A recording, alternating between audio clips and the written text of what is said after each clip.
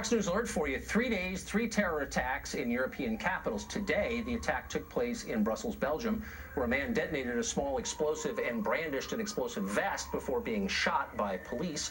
Jack Perrick is Brussels bureau chief for Feature Story News, and he joins us now with the latest on this story. Jack, what do you know? Well, just in the last hour or so, we've seen the authorities conduct a controlled explosion, they say, which we believe was a suicide belt worn by this suspected attacker that he wasn't able to detonate. He was shot by authorities after detonating a small explosive device that was believed to be a suitcase of some sort that didn't injure anyone. It seems only he was injured. We know that he was still in Brussels Central Station, that the authorities weren't able to approach him because of this suicide belt. There was fears of further explosions, and the last we heard from the Belgian federal prosecutor is that they couldn't tell us whether he was alive or dead. They did, however, say that they're treating this as a terrorist incident. They also said that they don't know his identity yet, so we're unclear on his motives quite yet.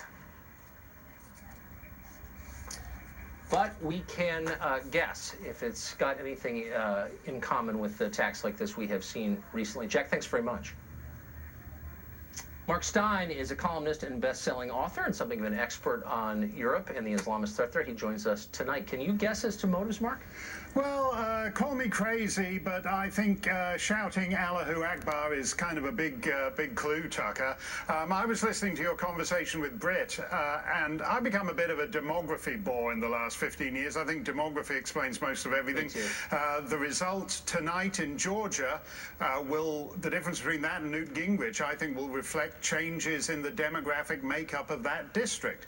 Likewise, what's happening in Brussels, as in Paris, as in other European cities, is a reflection of extraordinary demographic changes. Brussels is now 25% Muslim, and we think that is entirely normal. We think, oh, it's good to be multicultural. If someone would say suddenly that Riyadh, in the space of nothing flat, had become 25% Flemish, we would think that was very bizarre. But one-way multiculturalism, as we see in Brussels, is accepted as a feature of life.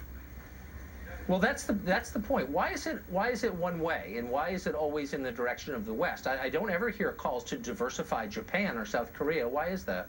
Well, Japan has made a conscious decision. Japan has demographic problems. It's the oldest society on Earth right now.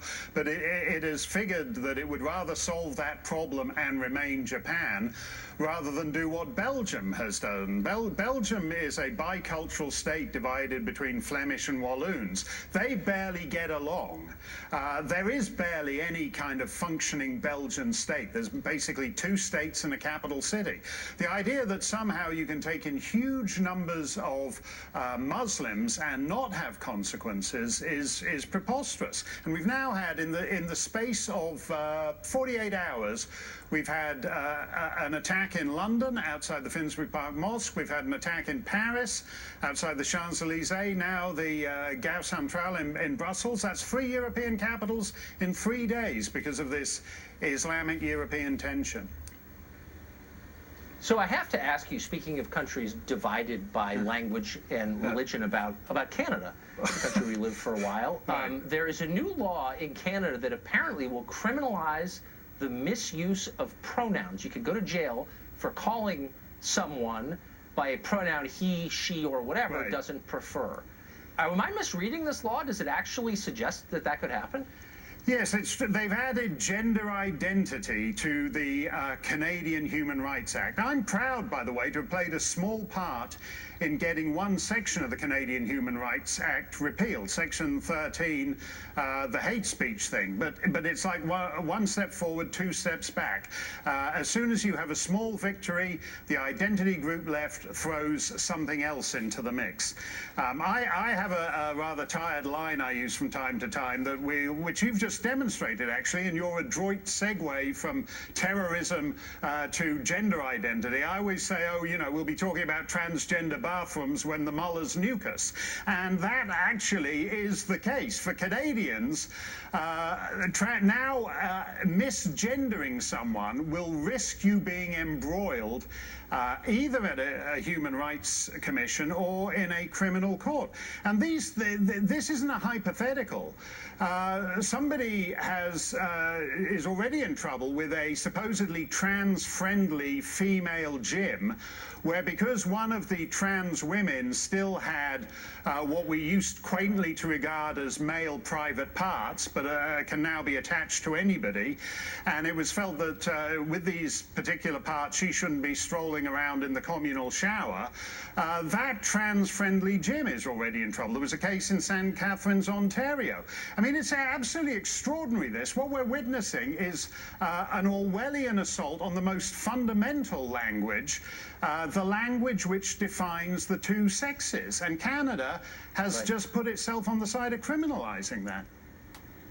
Wait, a fundamental language that corresponds with fundamental biology, all of which it is now mandatory to deny. It's all, you sort of wonder, like, why does no one stand up and say that? I guess it's now illegal to. Well, Mark, thank you for that. It's like Spanish birth certificates, where because mummy and daddy are bad words now, it says progenitor 1 and progenitor 2.